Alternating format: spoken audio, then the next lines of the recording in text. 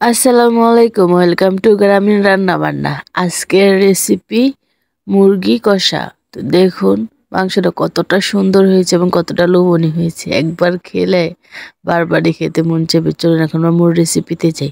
এখানে আমি 1 কেজির মতো মুরগির মাংস পা সহ নিয়ে নিয়েছি, হাড্ডিও নিয়েছি। তারপর এখানে আমি আস্তে আস্তে মশলা দিয়ে দেবো। 1 চামচ হলুদের গুঁড়া, 1 চামচ মরিচের গুঁড়া, 1/2 চামচ জিরার গুঁড়া, 1/2 চামচ ধনিয়ার গুঁড়া, 1 কাপের মতো পেঁয়াজ কুচি, স্বাদ মতো লবণ, 2 চামচের মতো মুরগির মাংসের মশলা, তারপর 1 চামচ আদা রসুন বাটা দিয়ে আমি এখন ভালো করে ম্যারিনেট করে নেব। ভালো করে মেখে নেব যাতে মশলাটা মাংসের ভিতর সুন্দরভাবে ঢুকে যায়। তারপরে আমি এখানে আরেকটু তেল দিয়ে আরেকটু ভালো করে ম্যারিনেট করে আধা ঘন্টার জন্য রেস্টে রেখে দিব এক সাইড করে। তারপর এখন আমি এখানে একটা কড়াই বসিয়ে নিয়েছি। কড়াইতে এখানে আমি আবারও 1 কাপের মতো পেঁয়াজ কুচি দিয়ে দিচ্ছি। যেহেতু আমি এখানে মুরগিটা সুন্দর করে কষাবো তার জন্য এখানে আমি একটু বেশি পেঁয়াজ ইউজ করতেছি। তারপর এখানে আমি আস্ত মশলাগুলো দিয়ে দিব। এখানে আমি কয়েকটা তেজপাতা, কয়েকটা দারচিনি এবং কয়েকটা এলাচ দিয়ে দিচ্ছি। দিয়ে এখন আমি পেঁয়াজটাকে সুন্দর করে ভেজে নেব। হালকা ভেজে নেওয়ার পর এখানে আমি 1 চামচ আদা রসুন বাটা দিয়ে দিচ্ছি। ওখানে আমি 1 চামচ দিয়েছিলাম, এখানে 1 চামচ। 1 কেজি মাংসের জন্য আমি এখানে 2 চামচ আদা রসুন বাটা ইউজ করতেছি।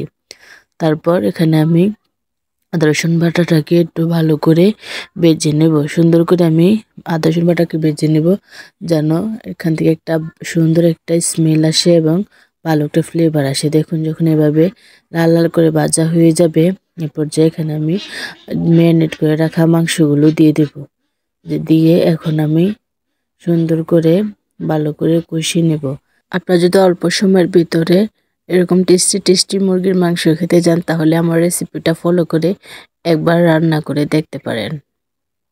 অবশ্যই এই রেসিপিটা ট্রাই করবেন, কারণ অল্প সময়ের ভিতরে আপনারা এই রেসিপিটা তৈরি করে ফেলতে পারবেন। এখানে আমি তেলের মধ্যে ভালো করে কষিয়ে নিব, মাংসটাকে একদম ভাজা ভাজা করে কষিয়ে নিব।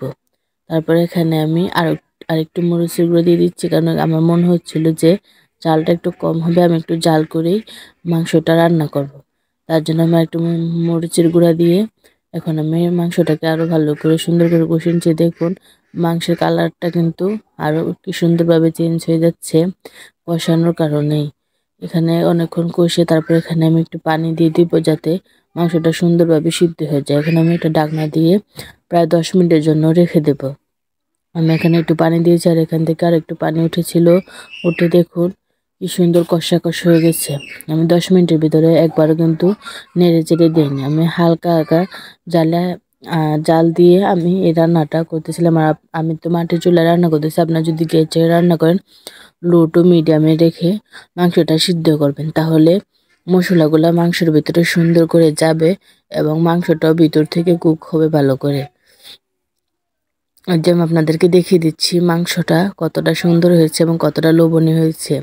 এতটাই মজা হয়েছে যে আমার এখনও মনে যাচ্ছে যে আমি মাংসটা খাই। আমি ভয়েস দিতে গিয়েই আমার মনে হচ্ছে যে আমি একটু মাংসটা আর একটু খেয়ে দেখি, যে এতটা মজা।